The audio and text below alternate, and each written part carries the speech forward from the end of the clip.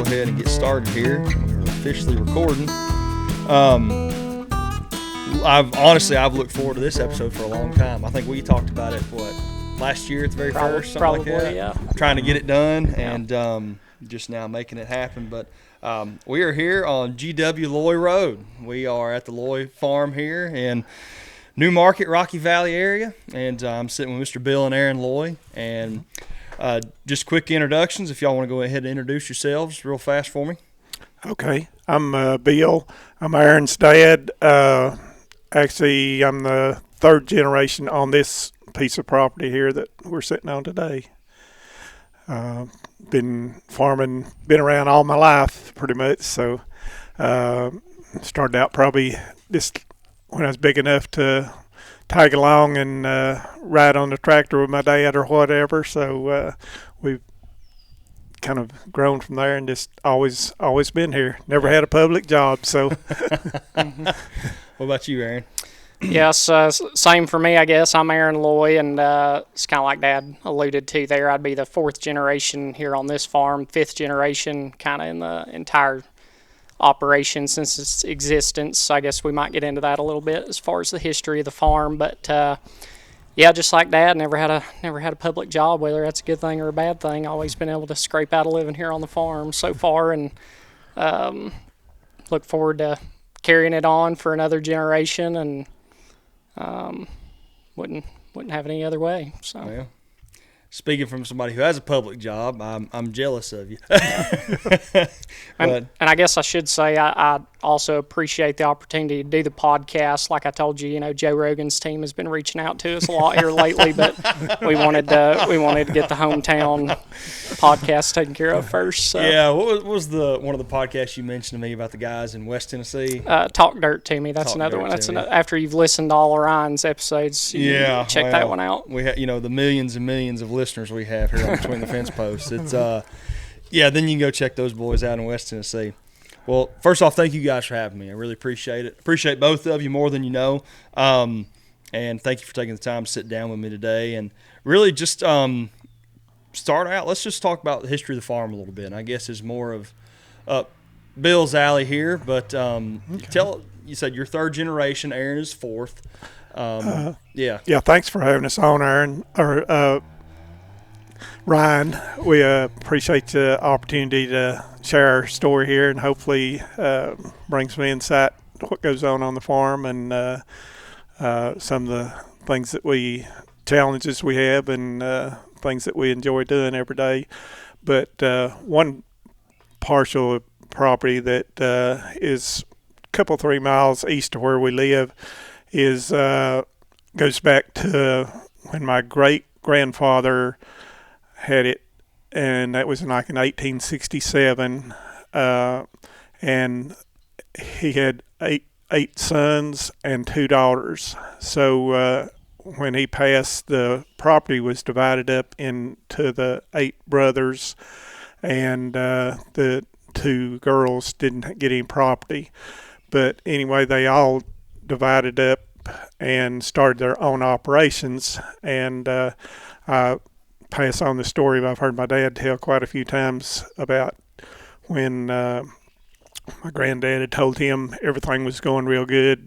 This was in probably 1920s, and so they'd all borrowed some money, had thought no problems paying it back. They built barns, built houses, all on their own partial land, and everything was going good. And then the Depression come along, and I know my dad had said that my granddad said, and I'm using this example, I don't know the exact numbers, but like they went to bed one night and hogs were worth 15 cents and woke up next morning they were worth a nickel. And it just put them in a bind where everything that they sold, the price had dropped, and they couldn't make their payments. So all of them lost their property, except there's the one partial that we do have. One of my great uncles and great aunts, she had some bonds, government bonds, that her family had, and by using those bonds, they were able to maintain that property, pay enough to keep it in their family. And so in the 1960s, I think it's 1962 or 3, my grandfather bought it back from my great aunt. So that way we've been kept it in the family. And to go on, my granddad lost everything. I remember another story my dad had shared that he had told him that my dad would be complaining about things were bad or is hard, and my granddad say, "You don't have any idea what's hard." Said I had to walk out in the middle of the road, didn't even have a sack of flour, had a young son to raise. My grandmother had got pneumonia, I think it was, after childbirth, and she died when my dad was only like 5 days old. So my granddad did have quite a bit to overcome. I think he had a couple sisters there that helped him raise my dad. But anyway, I think he made a lot of his money by pinhooking. He'd go to the stockyard, buy things and resell them and trading. And anyway, he was able to buy back the property where we're standing, buy the property where we're at today, on where we live in the 1930s. And then one thing that probably helped him some, the mineral rights, he was able to sell them, and that helped to reduce some of the debt, I guess, and pay toward the property. And so my dad continued farm. He was only child, and one of the things back when my granddad was first bought it, my dad's telling me, of course, they worked everything with horses and mules, and Ryan knows how rocky it is down there, and they call it Rocky Valley because it is really rocky, a lot of limestone and outcrop. But believe it or not, they would grow corn and wheat on this property, and so my dad continued to farm and did all his entire life. He was really interested in the cattle, enjoyed working with cattle, and always paid attention to all the details about cattle. He also done some commission buying, brought him some income off the farm income. He'd buy cattle for other people at the stockyard, put groups together. And I guess one thing that we used to do, well, when I was younger, my dad, he'd milked probably 8 or 10 cows, grade B milk, and they'd come by and pick it up in the milk cans. So we had a milk cooler out here where you put them cans in it, and then a truck would come by and pick it up. And he'd done that. And also he had some nurse cows where he'd keep 2 or 3 calves on each cow. And he was going stockyard, so he'd buy some baby calves, put on them, and there was a veal market at that time, so there was a sale in Marshtown every Tuesday that had a veal sale, so he'd take calves up there and sell them as veal calves. And we used to grow some burley tobacco, not a lot. We'd probably get up to 4 or 5 acres, about the most we raised, and then after the buyout, we just phased that out and went away from that. When I got out of school, I bought some gilts from my brother-in-law, and kind of started a small operation there, raising some feeder pigs. And at that time, there was 2 or 3 feeder pig sales close by, and we also had a couple of packing plants there in Knoxville where Lay's in East Tennessee were. So you could feed some hogs out, take them down, sell them most any time. And so I was raising feeder pigs, and they done well for us. The market would be extreme. They get real cheap or they get real high, but we had some good years through it.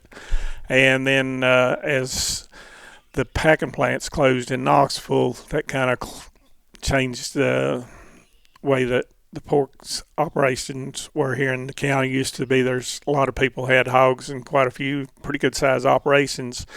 So I was kind of thinking, well, I was just going to have to quit. And when everybody else went out, then it left a few opportunities to where I could sell a few to people to go in the freezer for barbecues or for some feeder pigs.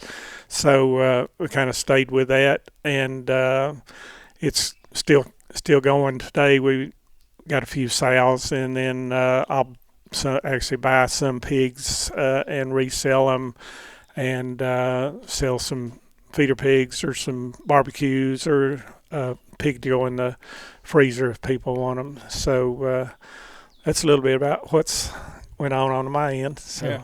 I have a question. Did you ever work in tobacco, or were you too young? So I think the last year we raised tobacco was 2005. So I would have been about 9 or 10 years old. So I guess my memories of tobacco were walking behind the setter and keeping the ladies that helped us entertained best I could, we'd go through and, weed out tobacco by hand with a hoe, so me and Dad and Dylan, my brother, would go out there and do that. And then, of course, that time you could get some, migrant labor would come, groups would come through to help you cut and hang tobacco. And then in the shop we're sitting in here, we'd back wagon full of tobacco in and standing here and grade tobacco. I was gonna say, this became the stripping room. And bale tobacco. So I probably got lucky. I didn't have to work in it too hard, but enjoyed it for the time being. So it was always a good check back in the day until after. It's something you could depend on. That's true. That's true. I hear that from a lot of people. Mm-hmm. And I was old. I'm just a couple years older than you are, Aaron. But my uncles gave me the hardest time growing up. It's like, oh, you never got to work in the back. You don't know what hard work is. And you know this, both of you do, but that's what I studied in my master's program. So I was neck deep in it for about 4 years in a row. So I jokingly tell them all the time, like, I got my money's worth, just in a more condensed time frame than, a couple growing seasons there. But anyway, well, that's good. I appreciate you sharing that. That's kind of, I guess, a little bit of supplemental information I'll put in on the history there. And again, it's just all just, stories that have been passed down, everything. My grandfather, GW, as everybody knows, is a big storyteller, and I'm very grateful for that now. I mean, a lot of those stories I probably heard 100 times, but it made it where I could remember some of them. And talking about when, they first got started in 1867, so it would have been George Parnick Loy, my great-great-grandfather. And the piece of land that he purchased, from what I'd always heard, was almost like 3,000 acres or something, pretty big parcel of land. And it came out of the Brazelton, William Brazelton, who a lot of local people remember, had a big land grant after the Civil War. Right. Probably a couple of tens of thousands of acres or something, but purchased out of that. And then, so even though it got divided up between those siblings, for that time, still had pretty sizable operations, So absolutely, it's kind of interesting. It is. So let me go back, and I don't want to get ahead of myself, but so who was the first person to integrate pigs as kind of a commercial deal on the farm? I think there had been some pigs. Probably, I know my dad had some. He had a few, and he would finish some out. And when I started, he didn't have any right then, but there had been some in the past. So I know we've always talked about just amongst ourselves, off air and things like that. But there's only a handful of you guys left that actually grow pigs out and buy wiener pigs and things like that. Yeah, I mean, thankful to all the people who buy from us, because without them, we wouldn't have any place to sell them. Yeah. There's no packing plants close by at all, so it's just a thing of the past other than just direct marketing. It's like taking a step back in time. It's awesome. Yep, it's awesome. Well, and we kind of mentioned this before we started recording here, but, you guys both attended UT. We did, and, years apart, but nonetheless, you're both college educated. And did you get yours in animal science as well? I did, yes. Okay. So, like father, like son there. Aaron and I were actually in class together. I forget which one it was.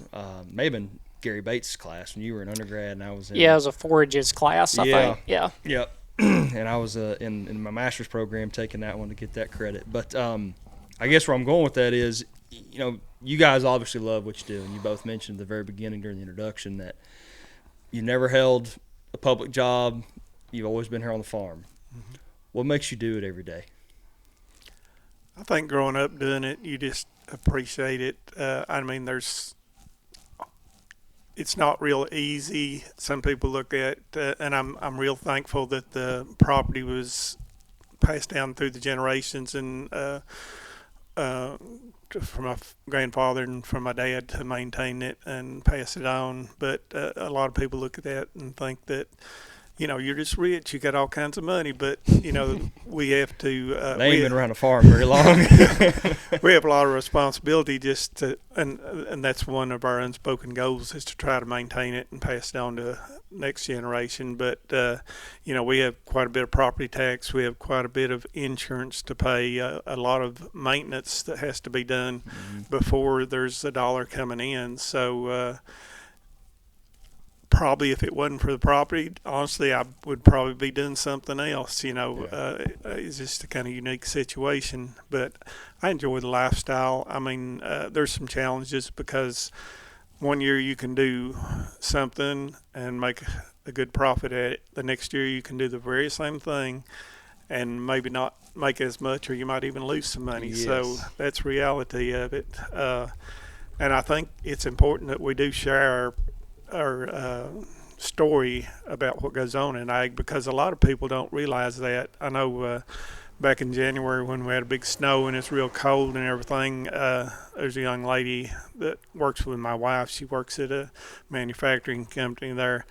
And she said, well, since it's snowing, did Bill just stay at the house, take the day off, And we laugh about that because people don't realize what it takes when it is colder. Sure, we got to get out there and we got to take care of the animals and break the ice, make sure everything's going, and it's even more for us to do. So I think of Jefferson County as a rural area, but when we do like the Farm City Day with Farm Bureau and bring in kids from maybe, I think it's second grades now, and it's surprising how many of those kids that live here in Jefferson County have never seen animals, farm animals, up close, and don't realize where their food comes from. So I think it's important for us to tell that story.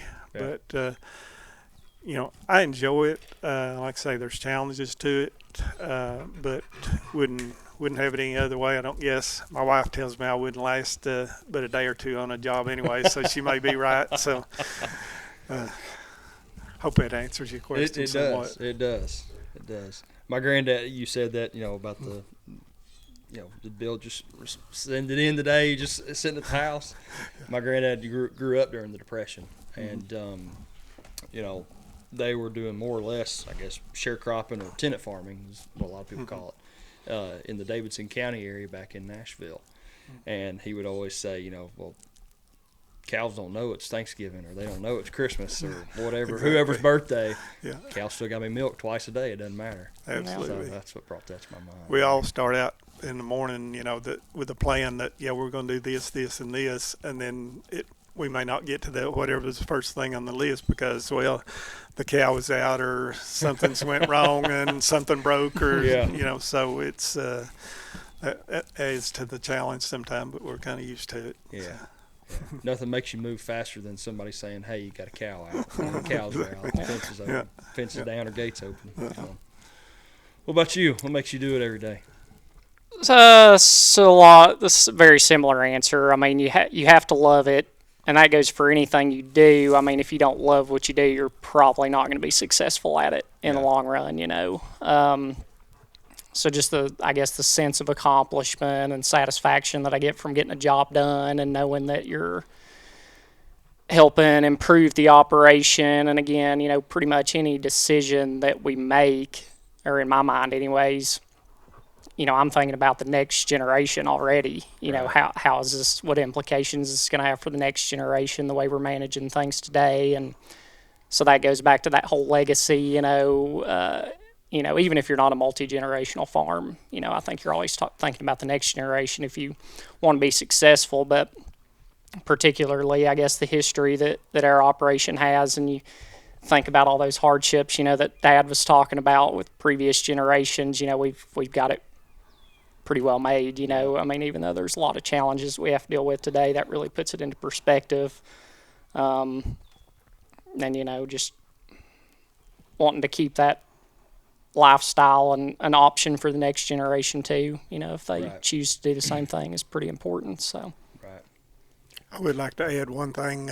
Please do. Somewhere along the way here, Aaron has a brother, Dylan, and Aaron's kind of alluded to it there earlier that Dylan, it just never was his thing. He just never did care for the farm, and I understand that, and I respect that, and it's no problem. He holds a good job and a whole lot cleaner, easier job, I'm sure, and makes more than we are out here doing this. But I am thankful that Aaron does take an interest in the farm, because without it, it'd look a lot different right now, and I wouldn't be I couldn't do as much as we do together. He's able, and I'm really pleased that he is taking an interest in it and wants to carry on. Right. Yeah, it's funny you mentioned that. I was talking to somebody yesterday that I was telling you before we started hitting record here, my great-grandparents' home place it's now 87 acres, and now there's 7 great-grandkids, and I'm the oldest. My youngest cousin is the same age as my youngest son. Okay. So there's a 30-year difference between our ages, and so, the amount of people that might be interested in that farm is, I'm probably at the top of the list, but that's, part of my job, but part because, maybe I'm the oldest, but regardless, that's working with family is the next question. What's it like working with your dad every day? What's it like working with Aaron every day?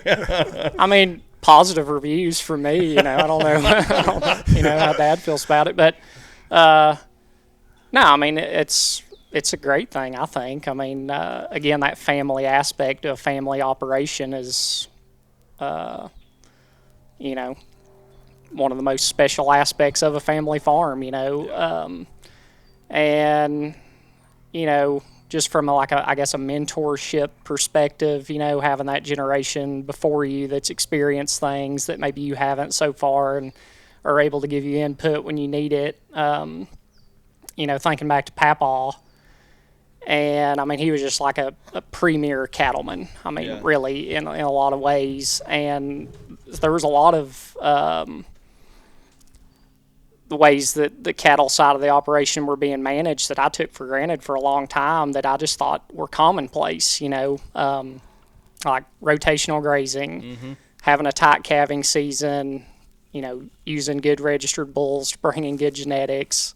I thought probably until I was almost in high school that just every cattle operation had those things, and they'd already been doing those things for so long here that's just standard operating procedure, right? So it's pretty comforting, I guess, sometimes when you've done everything you can to get a positive outcome with whatever it might be, calving trouble, sickness within livestock, putting hay up, whatever, and you're kind of discouraged about it. And then, so I've got the opportunity, I can go tell Dad about that, and he can say, well, he'll kind of reassure you, like, well, I mean, as long as you did everything you could do to have a positive outcome, stuff just happens sometimes. And nobody else can tell me that, make me feel better about it, but knowing that the generation before you had the same struggles is pretty reassuring, So, and we're both pretty laid-back guys, everybody says, I guess. And so, like, we've never yelled at each other. We've never had a, major fight. And I never saw him and Papaw blow up on each other. And, again, apparently that happens on some other operations, family operations. And so, again, maybe I take that for granted sometimes. But we kind of both know what needs to be done and can divide and conquer when we need to, and come together, on certain game plans at other times. So it, overall runs pretty smooth. Yeah. Mm-hmm. You said in the previous question, it's about giving the next generation an option or an opportunity. Mm-hmm. I think that's a really, really good point you made there. Yeah. No, and always knew, I guess, or had the feeling that Papa and Dad would like to see, Mm-hmm. Me or Dylan or whoever, continue the operation, of course, but neither of them ever said, like, this is what you have to do. Yeah. So I think that's important too. Everybody's got their, and again, alluding to my brother, he has other interests, and that's totally fine. And Totally fine. still has an appreciation for the history of the farm and everything we do today. But I always knew the option was there if I wanted to do it. So when I hear people say all the time, it takes it's truly a calling. I think the more and more I get into my job, the more people I talk with and help and try to educate a little bit where we can here and there. It truly is a calling to do this full time. Yeah, it's not for the faint of heart, for sure. So I would compliment Aaron because a lot of times there's things we both know what needs done, but he'll take the initiative and go ahead and do it. I don't even tell him. He knows it needs done. Yeah. So he does that good. And a lot of times with this, I'll be doing something, he'll be doing something else, but then there's a few things we'll have to get together and work on. It takes both of us, but a lot of times we'll be split forces and go do two different things. Divide and conquer. That's part Absolutely. of it. Yep. Yeah. And y'all are in a very rare situation too, and I'm sure you guys know this already, but despite getting along all the time, but the ability to divide and conquer, because there's so many operations out there that are not that way, full time or part time. So it's funny every time I come here, either both of y'all are here or exactly where the other one's at. So it's kind of y'all work in really good sync with each other. Well, we're forced to in a way. I tell people that me and Aaron couldn't get in a truck and make it past Knoxville without somebody calling, there's a cow out, or I want to buy a pig, or or some crisis, so Right. one of us try to be around or available about all the time, so Yeah. kind of goes with it too. Yeah. That's funny. Well, I know you followed your dad's footsteps. We've already mentioned, with going to school UT again, and but also with being involved with groups like Farm Bureau. Mm-hmm. And every time I look up, I'll just be honest with you, he's on a new board or some advisory committee or, local government, whatever. Yeah. Every time it's like, well, Aaron's doing this now, Aaron's doing that. And it's just chalk it up, par for the course. I'll give Robert Stinson a shout out. I can't remember. I was on me and him were on the ballot for Livestock Association at the same time, maybe like years ago. Yeah. And he said, Aaron, sometimes, you just got to learn to say no. Yeah. And I was like, well, and I'm starting to figure that out now, that I kind of need to, Uh-huh. you got to pick and choose your responsibilities, or you'll not do good at any of them. But Yeah, you'll anyway. spread yourself so thin you don't have time to farm anymore. Sure. Yeah, exactly. But but no, I do.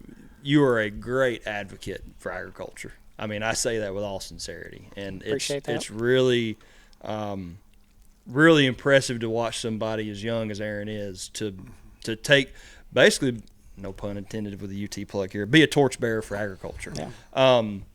And to carry that wherever you go. But did you, when you were younger, did you ever have any idea that you were going to be this involved, whether it be with local government or especially the ag advocacy side? Because you, like I said, I mean, you were president of Farm Bureau locally here at one time. Tennessee, is it Beef Promotion Board? Tennessee Beef Council. Beef Council, Yeah. Okay, so you're the Beef Council. And then the newest one, you're the first ever class of, is the Tennessee Ag and Forestry Leadership Program. I didn't even know that was a thing until I saw a Facebook post about it. Yep. So, but our own Aaron Loy is on it, Yep. ladies and gentlemen. So what's that about? What's that like? So I guess, probably never thought I'd be on all this stuff or involved in all these organizations, but I guess telling the story of agriculture was always very appealing to me from a very young age. As far as Farm Bureau, and that was probably my earliest experience with being involved with an advocacy organization. Dad mentioned earlier, like Farm Day that Farm Bureau puts on every year. We do second graders now. It used to be kindergartners. And so when I was 3 or 4 years old, I was going along with Dad. We've always taken a sow and some pigs to farm day. And again, up until that point in my own little world, I just thought every kid grew up on a farm. Yeah. And every kid knew what agriculture was all about. And so from like that very young age, it was very eye-opening to see that not everybody knows what agriculture is, has an appreciation for it. We hear it all the time. People on average are probably 3 and 4 generations removed from agriculture now on average. So that probably sparked an interest really early on. Went on, started kindergarten, and I can remember, having story time, and I'm telling stories about castrating baby calves and putting up hay and all this stuff, and just like people, it was just so foreign to these other kids, and I couldn't believe it. So I always say I just felt like I grew up in Farm Bureau because, Dad's been serving on the board probably since he was in his early 20s, I guess. So for my whole life, and so I can remember going along to board meetings and different functions with him. And then when I was 18, had the opportunity to be elected to the board as one of the young farmer representatives, and been on there since that time. And I guess something kind of special about Jefferson County Farm Bureau, I mean, we've always been kind of fortunate to have kind of a standout organization, county organization within the state. And there's always been a good culture on the board and like a willingness to bring young people on and give them an opportunity to serve as well. And so we're always looking for the next generation of leaders, and that gave me the opportunity to serve as vice president and eventually serve as president of the board. And, Farm Bureau opened up a lot of doors. They probably opened up the door to being in that inaugural class, of TAFLIP is what we call it, the acronym. TAFLIP? Yeah, Tennessee Agriculture and Forestry Leadership Program. But leave it to the state of Tennessee to have an acronym. Yeah, exactly. So, but and again, I can remember like being in middle school whenever the intermodal was being proposed, right. Railroad intermodal here in Newmarket, and just eminent domain. And even at that age, that's very concerning to me, the concept of eminent domain, and of course, the railroad got the property they wanted. They own it. To my understanding, they can have an intermodal there probably whenever they want to, but that was just really concerning to me. And I wondered, how can we affect change, on things like this? And I've still got the letters that I got in return, but I wrote a letter to Governor Phil Bredesen at the time. Oh, really? I wrote one to Ken Givens, who was Commissioner of Agriculture at the time, some of our state senators and things like that. And to their credit, their staffers wrote me back, but I've still got those letters. And their advice was just stay involved in these youth organizations, 4-H and FFA, and of course I was, and so all that just kind of led to where we are today. But, right. Yeah. That's cool. I just, as farmers, we kind of, there's no place any farmer would rather be than just on their farm and left alone and get to do what they want to do every day. But unfortunately, if we're going to have an effect on policy and law, at any level of government, county or state or federal, we've got to get out there and be involved and tell our stories. So yeah, that's kind of what pushes me to do that. Yeah, I think Dale Parker had a good message a couple weeks back at the livestock meeting about that, being your own voice and things of that nature. So it's very important that you're not gonna. I heard somebody say, if you're not at the table, you'll be on the table. Yep. And that's always stuck with me in that sort of a way. But so anyway, well, that's awesome. Well, you've accomplished a lot in your young age, so we're proud of you. I'll say that. So. Hopefully we keep the trajectory going upwards instead of falling off. But well, yeah, we'll hope and pray for that. Yeah. Too, so, all right. So some quick questions here before we wrap up, if y'all are cool with it.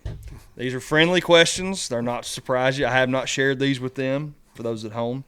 But so for the two of you, between Bill and Aaron, who's more likely to randomly buy cows at a sale? Probably me, I guess, right Probably. now. I mean, Bill didn't want to admit it, but he was like, yeah. I mean, in a different time, maybe Dad, but And of course, Papa, he traded a lot. I mean, Right. he was always buying and selling cattle and stuff. But Right. I like to trade in general on whatever. Yes, you do. So, You and I we've swapped know. stories about that. Yeah. Which is a good segue. Who's more likely to come home with a random piece of equipment you may or may not need? Well, I'm gonna say Dad on that one. Probably. If I come home with it, it means that I can either resell it and make a little bit of money, or we'll for sure use it. Yeah. What's a piece of equipment you're being accused of here? I hadn't bought anything way off here lately. I don't. Okay. Well, normally, okay, if he buys it, it's with good intentions, and we probably would use it eventually, but typically it needs something fixed on it first. And then our list is already so long on getting everything else fixed, we may or may not get around to Just it. add it to the Gov Fixing Deals that. projects. Yeah. I have to plead guilty on that. Yeah. I'm trying to get away from that though, because like Aaron says, we get more than we can work on, and I'll see it and I say, oh, it's a good deal and we could fix it, and we could, but the list gets too long. So I understand. I think I know the answer to this one, but just to see y'all's reaction, who's more likely to forget to shut a gate in a pasture with cows in it? Probably me. Really? Yeah. You're just going to own that one. Okay. Yeah, and I mean, neither of us would do that very often, for sure. I mean, we're both real good about not doing that. But Well, I've heard a wise man once say, you only do it one time, and you usually don't forget after that. yeah. Yeah. So I'll tell this story real quick, 'cause it's one that's been handed down through the years, and probably reflects badly on my great-grandfather. But anyways, and me and Dad have heard the story a million times, so maybe that's why we don't leave gates open. But so my great-grandfather had bought like a group of black Angus heifers, like pretty fancy heifers or something, and had them pinned up in the barn lot over here. Papa was probably a teenager, I guess, and he left the back gate open, and they got out, and just, wasn't the end of the world. They just got out in the field, and, Right. and my great-grandfather, I guess, carried around a hickory stick a lot of times and, wore Papa out. And he said, he would have been telling me this story in his late 70s, and he said every time he goes to that gate, he thinks about that. And he laughed about it at that point, but... Yeah. You do it one time. Just back in the days when I guess that switch was picked out for him. But Right. back in the day, you used to have to go pick out your own switch in the backyard. And they called him Colonel a lot of times, right? He kind of ruled with an iron fist, anyways, and Yeah. so yeah. And I don't like to admit it, but I kind of get scattered. I'll start doing something and then go to something else. So I try to close gates behind me just so I don't forget about it and don't get Just out of- distracted. Something yeah. else comes up and gets my attention. So I try to be conscious to close them and put things up as I Yeah. go. Well, especially on a family farm, you do it one time, you're either going to get ragged about it or you're going to get disciplined for it. So Well, there's only two people running everything. You can't blame it on somebody else either. So yeah, you can only point the finger at so many people there. All right, so who's more likely to keep a cow 1 or 2 years longer than you probably should? I'll have to I plead guilty to that. Aaron will talk me out of it. I'll say, oh, come on, she done pretty good this year. And he'll say, he throws the facts at me, well, she's got long feet and she don't have any teeth hardly. And, we pushed it too far. So, Yeah. and we still push it too far on some, but yeah. it's reality. So, Well, as much as calves are bringing right now, it almost makes it worse. You are kind of more prone to want to get that one more calf out of them. But I don't know. As an operation, we've always been pretty good about getting rid of the ones that need to go. And then we started where I kind of had been doing a lot of artificial breeding for people and stuff years ago. I got our okay at preg checking. And so now we preg check every single cow when we pull calves off. And that's another strike right there. If they don't make it through that, then they're goners. So Gotcha. and I've learned a few by mistakes too. So it kind of sinks in and It don't does, push yeah. your luck, just go ahead and send her on. Well, and I forget, of course, these were the Knoxville prices, since it's the closest market to us. That in Newport. I forget, it was, you hit the nail on the head. The way cows are bringing right now, even just, pound cows. It's crazy. Yeah. So it's almost like, well, do we really want to keep her, or we can just send her on the way and put money in our pockets there? Yeah. You actually get some salvage value out of them right now. This is probably a question more for Bill here. If you had to pick one of them, strictly that's it, just for the love of it, what would you do more, cows or pigs, and why?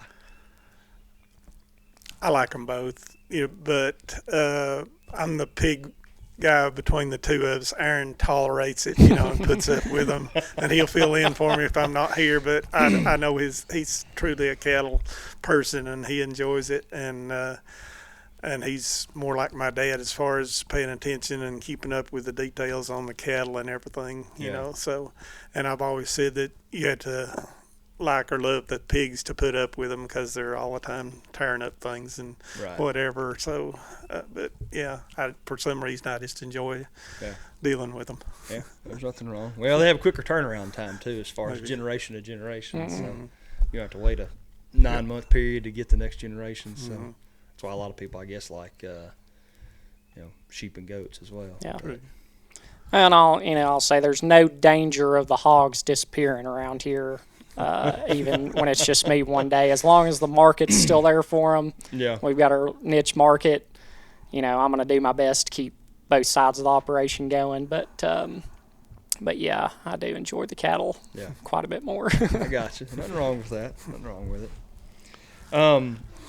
And last but not least, whether you guys realize it, just by talking to you, and I knew this before we had our conversation today, but whether people realize it or not, every family farm's carrying on a legacy. And so my last final question to you guys is, what does leaving a legacy mean to you guys here at Loy Stock Farm? Well, my question is, I hope that the generations beyond us do appreciate what we've done. It'd been easy enough for us to sell it and blow the money. But it's something. It's one of our, like I say, unspoken, unwritten goals is to maintain the farm and keep it as a farm if we can. So that's the main thing. We hope they appreciate what we're doing. Yeah, I would say something very similar. I mean, even though I was born into an operation, obviously like Dad said, there's still a lot of hard work that goes into it just to maintain where we are, let alone build on it and expand on it. But, I guess the drive to keep it going comes from knowing all those sacrifices from those previous generations that they made. And now more than ever, you could cash out and be done with it and go do something a lot easier and a lot cleaner for a living. But when it's gone, and we're seeing that happen every day all across the state, and Jefferson County is no exception. And I hope the next generations have the same appreciation for it and the legacy and the history, and just understand the broader need for agriculture, not only from a food perspective, but just the benefit that it brings to the entire community and the rural way of life that it does to the area. Yeah, good deal. Well, I appreciate both of y'all for sitting down with me. I know it's a little bit of time out of y'all's day when y'all are getting ready to work cows tomorrow. Is that right? Yep, if everything goes to plan. Well, keep rolling right through them. We'll knock on wood and hope everything stays in line there for you. But I appreciate both of you. Thank you for coming on as guests, and we'll see you guys back here on Between the Fence Posts. And I appreciate you, and y'all share the show with everybody you know. Thank you, guys.